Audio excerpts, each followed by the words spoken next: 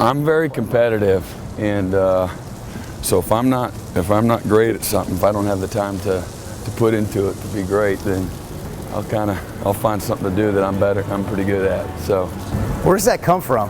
Where's that competitiveness? You remember? Up in a home with two older brothers. It's kind of social Darwinism, 101, survival of the fittest.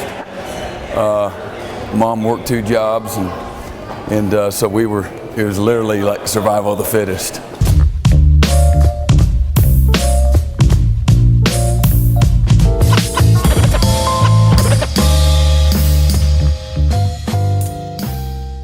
So what happened with your dad? He just left our family. Really? Yeah. Over here? That's about 2.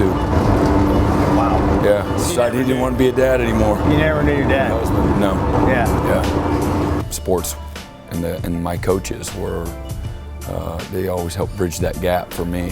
And so I always just looked for my coaches for that source of strength from a man's standpoint. And those coaches always made me feel like I was the best ever and I could do anything. I love going to practice because of the encouragement, the positive words that were always poured into me. And then when I went to college, it was the same thing. I went to junior college first and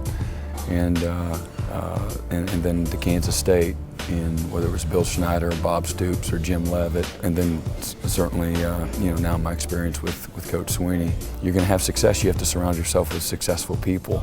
And really, again, I'm here today because of the influence that Coach has had on me in my life, the power of belief and how that can shape how you think, act, talk, your values. What do you mean the power of belief? Well, just when somebody believes in you, the encouraging words, the power of the tongue. Because again, you're like, oh, am I good enough? Surely I can't accomplish that.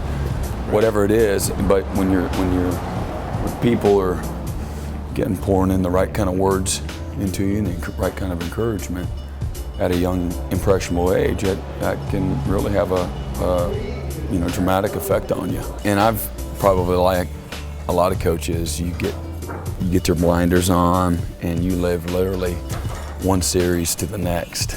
What's next? The next player you're recruiting, the next series that you're coaching, the next season that you're entering, and sometimes that's a great place to live because there's simplicity in it, and sometimes it can be evil. It can eat you up.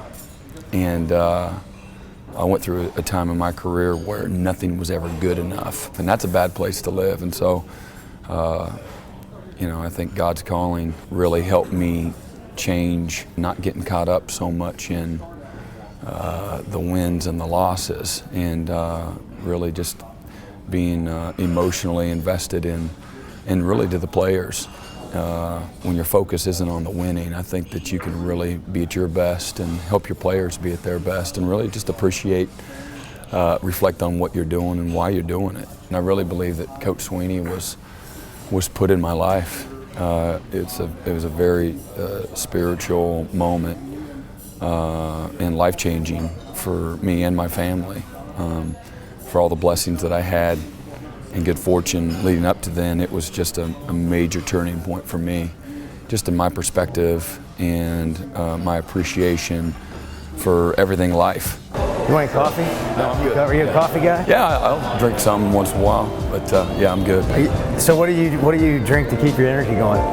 A lot of water. A lot of water. I sleep well. You said you sleep well. I sleep well, but when I'm awake, man, it is just, you play the game 1,000 times before you get to the game. Yeah. You really do. I played every day in practice, every day in meetings, and putting a script together for practice. I'm trying to destroy the defense. I have a lot of fun every day. You love it. Literally, it is. Yeah. It's game day, and then awesome. So you go home and you just pass out, man. You're just exhausted, and then you get up the next day and do it again. Yeah.